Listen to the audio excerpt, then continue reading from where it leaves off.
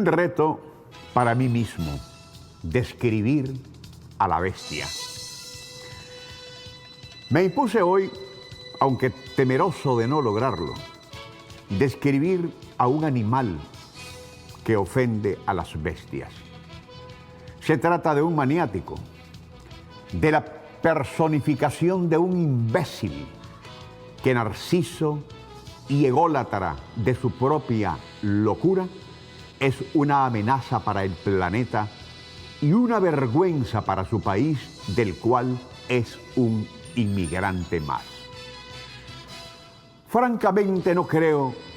que a lo largo de la humanidad haya existido alguna vez un monstruo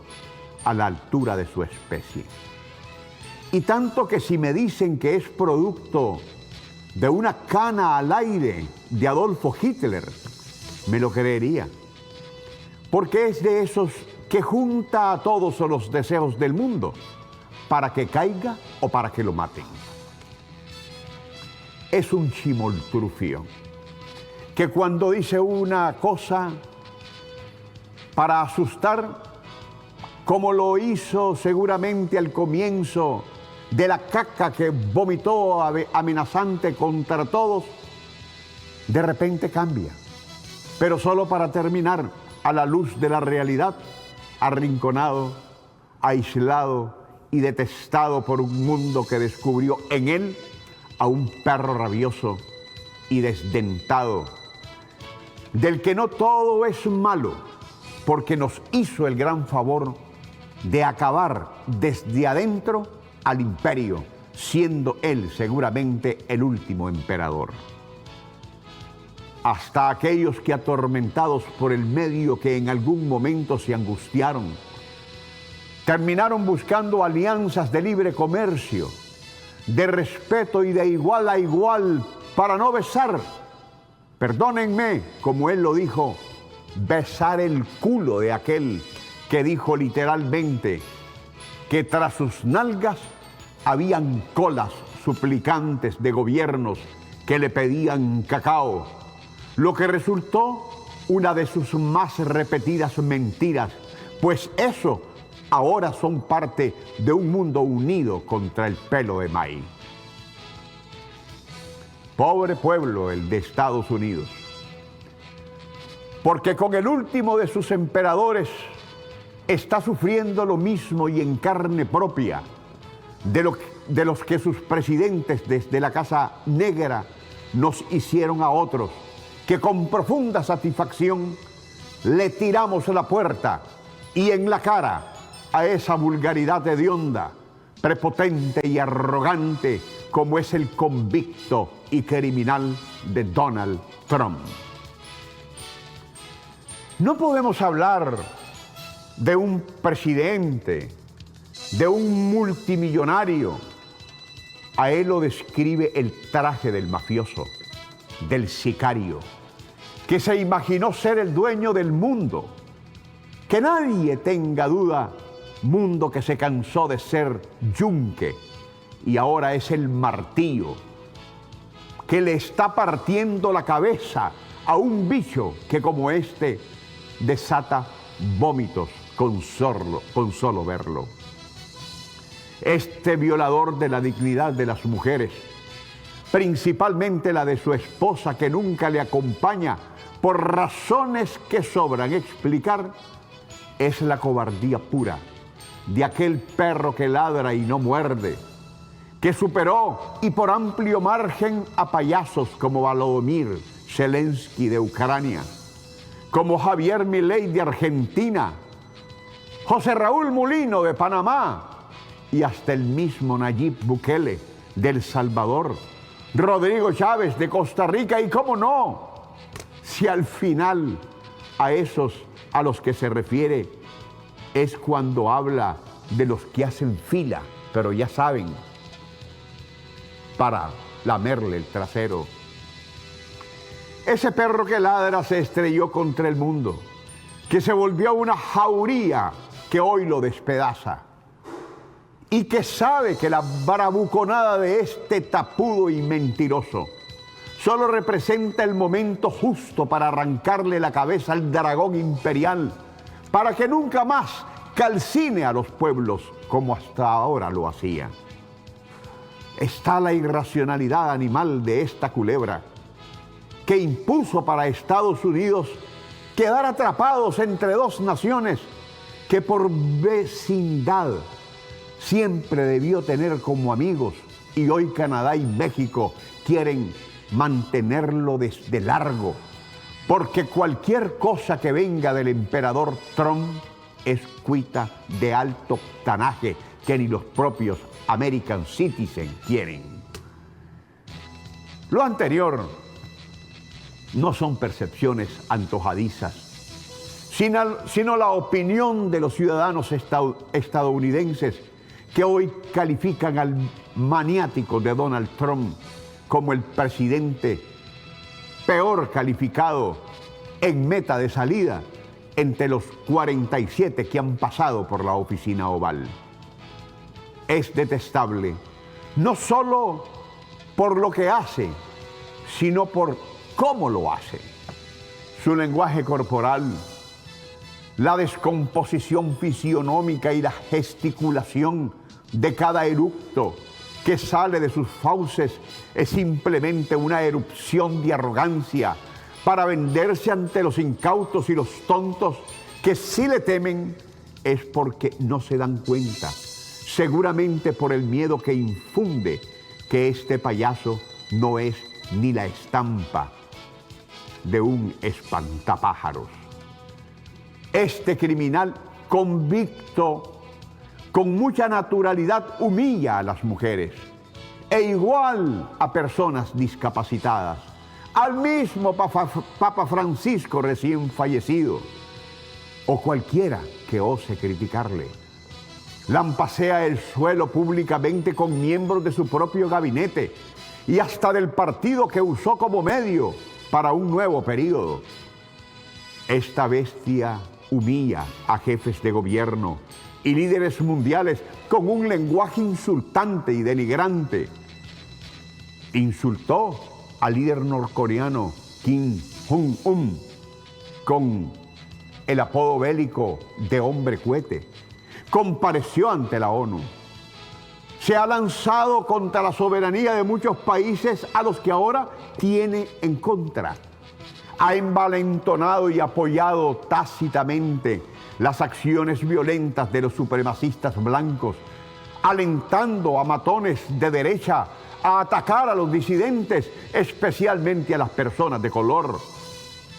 Declaró que pagaría las costas legales de un simpatizante que atacara a un manifestante negro. Trump utiliza la violencia para llamar la atención sobre sí mismo como el tipo duro por excelencia. Actuó como el mafioso dispuesto a recurrir a la violencia como acto de venganza y castigo contra quienes se negaban a aceptar su nacionalismo retrógrado, su militarismo regresivo y su sadismo, siendo estos solo algunos ejemplos de las muchas formas en que Donald Trump repetidamente da licencia a la base que tiene y a otros para cometer actos de violencia, y por eso disfruta de las representaciones de la violencia, sugiriendo en una ocasión que es buena manera para lidiar con las noticias falsas. En una ocasión tuiteó un video editado que lo muestra golpeando y golpeando a un hombre con el logo de CNN superpuesto en la cabeza durante un combate de lucha libre. El desprecio de Trump por la vida humana es evidencia en diversas políticas que asume. Estas incluyen la retirada del Acuerdo de París sobre el cambio climático, la reducción drástica de empleos en la Agencia de Protección Ambiental, la eliminación de los programas de prevención del embarazo adolescente y la eliminación de los fondos para combatir la supremacía blanca y otros grupos de odio. Muchos jóvenes, ancianos y poblaciones vulnerables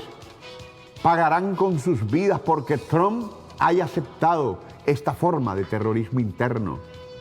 Ha añadido una nueva dimensión en la crueldad a las políticas que afectan a la infancia, especialmente a los pobres. Trump apoya recortar los programas de cupones de alimentos, recortar el presupuesto del programa de seguro social para niños que ayuda a millones de niños. Propone desfinanciar las escuelas públicas y eliminar una serie de programas asistidos por la comunidad para los pobres y para los jóvenes. Trump es el cerebro en jefe que ha desenfrenado la cultura de las armas, la brutalidad policial, una máquina de guerra, una hipermasculinidad violenta y un orden político y social que expande los límites del abandono social y la política de lo descartable, especialmente para aquellos marginados por raza y clase. Ha reforzado la idea de que la violencia es la única respuesta política viable a los problemas sociales y al hacerlo, normaliza la violencia. A medida que la memoria se desvanece, la violencia como toxina se transforma en entretenimiento,